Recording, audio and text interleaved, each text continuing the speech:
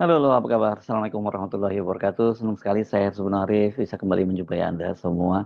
Komisi Pemberantasan Korupsi (KPK) bergerak cepat nih, sat menangani kasus dugaan korupsi pada pembagian kuota haji pelaksanaan haji pada tahun 2024. Mantan Menteri Agama Yakut Khalil Qomas bersama dengan seorang staf susnya dan seorang pemilik Biro Perjalanan Haji, yakni Fuad Hasan Mashur, dicegah bepergian ke luar negeri selama 6 bulan ke depan. Mereka dicegah bepergian ke luar negeri, kata Ketua Komisi Pemberantasan Korupsi Setio Budianto, untuk memudahkan selama proses penyidikan kasus dugaan korupsi tersebut dilakukan. Dan begitu penyidik dapat memanggil pihak yang dicegah kapan saja tanpa khawatir yang bersangkutan sedang bepergian ke luar negeri. Prosedur pencegahan seseorang yang diduga terkait dugaan tindak pidana korupsi sungguhnya lazim dilakukan. Tapi kalau dalam kaitannya dengan Yakut Khalil Qomas, kita jadi teringat bagaimana Yakut itu tidak pernah memenuhi panggilan Pansus Haji karena dia terus-menerus berada di luar negeri saat Pansus DPR bekerja. Dia baru kembali ke Indonesia setelah Pansus selesai bekerja dan menjelang akhir kabinet dari Jokowi Ma'ruf berakhir ya. Pencegahan terhadap 3 orang tersebut cukup menarik karena sampai sekarang KPK itu belum menentukan siapa yang menjadi tersangka. KPK telah meningkatkan tahap penyelidikan menjadi penyidikan seperti dikatakan oleh pelaksana tugas Deputi Penindakan KPK Brigjen Polisi Asep Guntur Rahayu. Mereka menggunakan sprindik, surat perintah penyelidikan umum. Jadi kalau umum itu belum ada tersangkanya. Tapi sebenarnya dari sini pun kita sudah bisa duga-duga lah ya. Siapa yang akan jadi tersangka yang nggak jauh-jauh ya dari 3 orang yang dicegah tadi. Dan ada kemungkinan ini jumlahnya bakal bertambah. Seperti dikatakan oleh Asep, Asep Guntur Rahayu maksud saya, mereka sekarang ini tengah mendalami alur yang memberikan perintah sehingga mengubah kuota itu, kuota haji tambahan yang 20.000 itu, sehingga pembagian kuotanya sebanyak 20.000 itu berubah dan bukan hanya berubah, ini juga melanggar ketentuan undang-undang dan kesepakatan antara DPR dengan Kementerian Agama. Kalau sesuai dengan ketentuan undang-undang itu kan kesepakatannya termasuk dengan DPR itu hanya 8% untuk kuota haji khusus atau ONH plus kita sering bilang begitu dan 92% itu diperuntukkan untuk haji reguler. Dan kemudian tiba-tiba berubah menjadi 50%, 50%. Jadi bagi belah dua ya, dari 20 itu menjadi masing-masing 10.000 kuota tambahan haji. Kalau kita cermati proses penanganan kasus ini sangat cepat dan KPK terkesan seperti saya sebut tadi satset gitu, gercep gitu ya. Karena KPK itu baru memeriksa Yakut Khalil Qomas itu pada Kamis 7 Agustus 2025. Memang sebelumnya sudah diumumkan bahwa akan diperiksa itu ya. Saat itu statusnya masih sebagai saksi dan dia diperiksa itu dalam rangka klarifikasi. Tahapannya biasanya begitu ya, saksi, ada klarifikasi dan kemudian baru naik-naik cepat. Tapi ini cepat banget ya. Yakult tuh diperiksa selama 4 jam lebih ya. Kita bulatkan saja jadi 5 jam gitu oleh penyidik KPK. Ini kalau untuk kasus yang berat seperti ini seharusnya ini pemeriksaan yang sangat cepat ya. Biasanya sampai jam-jam sampai puluhan jam baru kemudian dia keluar atau bahkan langsung ditahan. Biasanya seperti itu ya. Bahkan setelah diperiksa oleh penyidik KPK itu Yakut waktu itu menyampaikan rasa syukurnya, kelegaannya karena akhirnya dia bisa menjelaskan ke KPK. Alhamdulillah katanya saya diberi kesempatan untuk menjelaskan ini ke KPK. Namun setelah pemeriksaan pada hari Kamis kemarin semuanya berjalan dengan sangat cepat. Hanya selang sehari Jumat 8 Agustus 2025 KPK meningkatkan status dari penyelidikan ke penyidikan dengan menggunakan sprindik umum, belum ada tersangkanya. Dan kemudian pengumuman naiknya status ke penyidikan itu disampaikan oleh PLT Deputi KPK Asep Guntur Rahayu pada Sabtu dini hari ya 9 Agustus 2025 bersamaan dengan press conference operasi tangkap tangan terhadap Bupati Kolaka Timur. Nah, kemudian pada hari Seninnya tanggal 11 Agustus 2025 juru bicara KPK Budi Prasetyo mengumumkan KPK telah melakukan penghitungan internal yang katanya sudah didiskusikan dengan tim BPK dan pemeriksa keuangan. Ini kan sebagai auditor negara yang menentukan kerugian negara itu BPK. Dan dalam kasus dugaan korupsi kuota haji ini katanya angkanya lebih dari 1 triliun. Pastilah ya kalau kita lihat dari kalau tambahan 8.400 haji itu kalau dikalikan berapa per jemaah hajinya 1 juta dia udah berapa itu angkanya, belum lagi kalau sampai puluhan juta.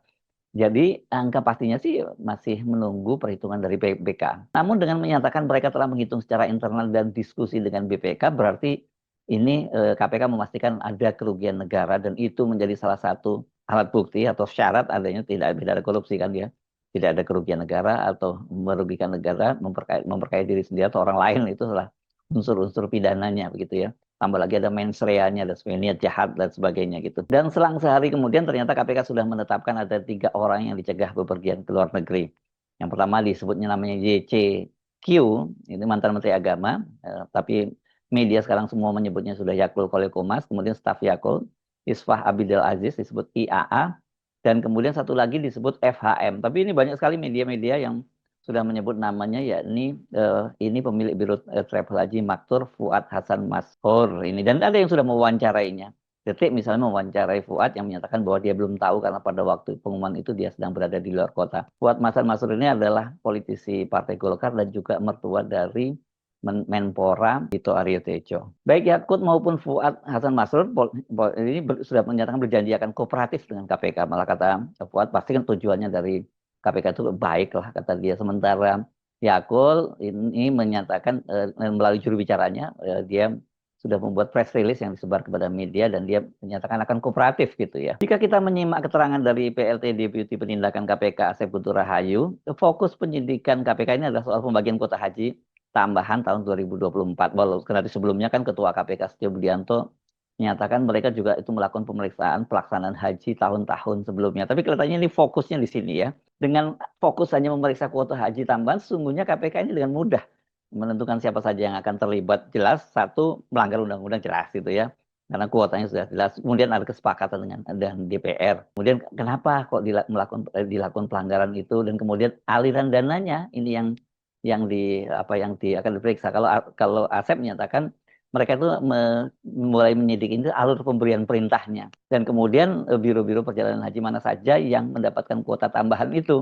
KPK juga kemudian menyidik adanya aliran dana dari travel haji tersebut, itu kemana aliran dananya. Ini dipastikan angkanya sangat sangat besar ya, karena kalau haji ONH Plus itu kan tarifnya ratusan juta, apalagi kalau yang bisa berangkat pada tahun yang sama gitu. Dari 20.000 kuota tambahan yang semula diberikan ke haji khusus itu hanya 1.600 atau 8%, tiba-tiba membengkak menjadi 10.000. Artinya ini ada tambahan 8.400 jemaah haji khusus. Ini nggak mungkin ini tambahan ini kemudian dibagikan gratis saja. Ini yang pasti dicurigai oleh KPK seperti itu ya. Dan kalau alur pemberi perintah ini jelas dari misalnya hasil pansus kemarin itu perintahnya dari Menteri Agama ya pada waktu itu. Ini memang menjadi ironis ya kasus ini, dan memang betul-betul pemerintah harus memberikan perhatian karena sejak awal kan kuota tambahan ini lobbynya dari Presiden Joko Widodo loh pada waktu itu ke pemerintah Arab Saudi, dan oleh Pangeran Muhammad bin Salman diberikan tambahan kuota tambahan 20.000 dari semula 221.000 menjadi 441.000. Ini kenapa? Karena dasarnya banyak sekali jemaah haji Indonesia reguler yang antriannya mencapai lebih dari 40 tahun. Ini saya selalu menyebut bahwa yang paling lama itu dari Sulawesi Selatan. Ada beberapa kota dan kabupaten yang di atas 40 tahun, ada yang 41 tahun dan sebagainya. Ini memang bayangkan kalau sekarang umur kita 20 tahun, itu kemudian mau berangkat haji baru 60 tahun baru usia 60 kita bisa berangkat. Padahal kan anak umur 20 tahun ya banyak yang belum berpikir untuk berangkat haji. Jadi bayangkan kalau umurnya misalnya 60 tahun baru berpikir naik haji, dia 100 tahun berarti nanti baru bisa naik haji. Jadi betul-betul ini bukan hanya jahat ya. Tapi ini kalau dikaitkan dengan soal keyakinan kita beragama, ini kan tamu Allah. Ini kan sama dengan menghambat orang untuk menjadi tamu Allah. Ini dosanya ini ya. Ini bukan hanya KPK, aparat penegak hukum yang marah, tapi juga malaikat juga marah ini. Allah juga marah ini.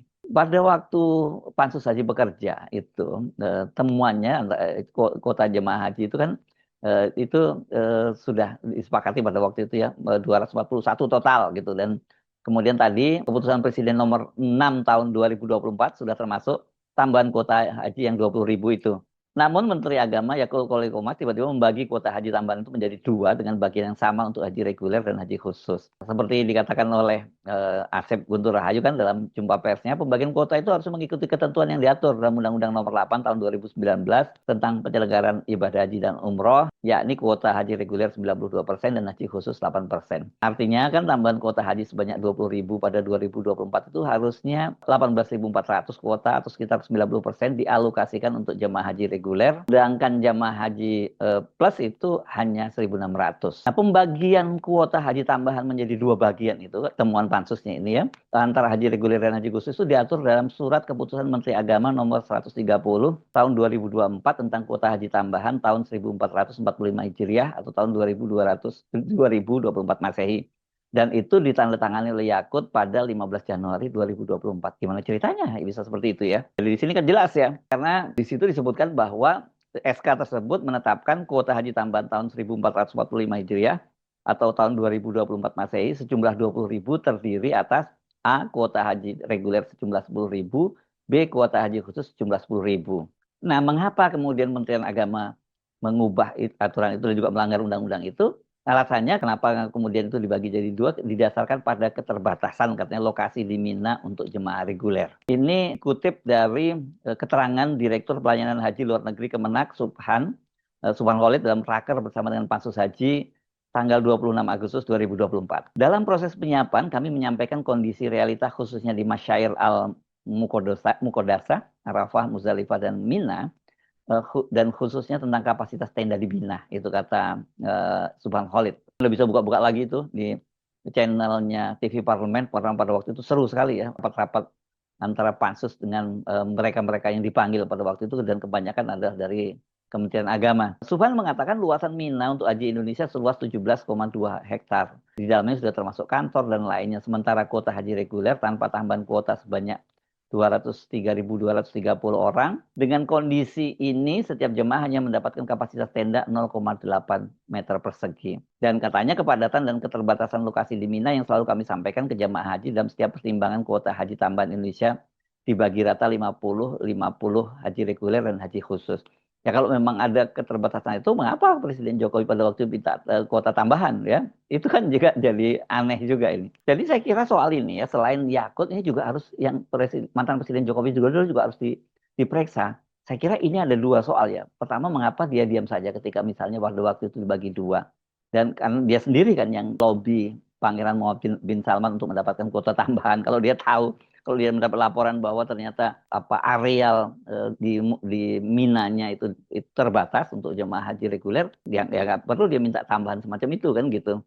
Dan yang kedua, ini mengapa pada saat Pansus bekerja, yang bekerja dengan waktu, karena kan pada waktu itu Pansus itu dibatasi masa kerja DPR untuk periode 2019 sampai 2024 itu yang berakhir 1 November, kok Yakul justru malah keliling ke luar negeri. Pada waktu itu dia melakukan perjalanan ke Arab Saudi, ini ada kaitannya dengan persiapan haji, tapi kemudian ke Vatikan, ke Italia, ke Paris, dan kemudian juga ke Uni Emirat Arab. Apakah ini merupakan inisiatif dari Yakut atau dia diutus oleh Presiden Jokowi? Kalau toh itu inisiatif pribadi dari Yakut, dia kan juga harus izin kepada Presiden Joko Widodo, dan Presiden Joko Widodo kan tahu pada waktu itu Pansus Haji ini sedang bekerja.